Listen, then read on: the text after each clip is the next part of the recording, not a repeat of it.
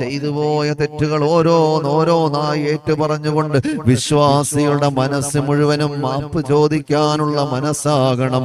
മൂന്നാമത്തെ 10 ലൈലത്തുൽ ഖദ്റിനെ പ്രതീക്ഷിക്കുന്ന 10 വെറുതെ കളയരുതേ. ഒറ്റയായി വരുന്ന രാവുകളുണ്ടല്ലോ.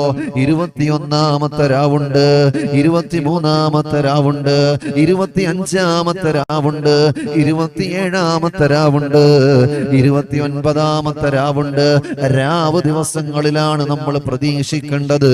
അല്ലാഹു സുബ്ഹാനഹു വ തആല പരിശുദ്ധമായ ഖുർആനിൽ കൂടി ഒരു ദിവസത്തിനു വേണ്ടി, ഒരു ദിവസത്തെ പറയാൻ വേണ്ടി ഒരു സൂറത്ത് തന്നെ മാറ്റി വെച്ചിരിക്കുകയാണ്.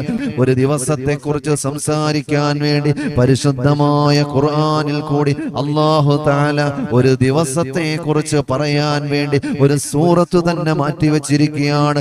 ലൈലത്തുൽ ഖദ്രി ഖൈറും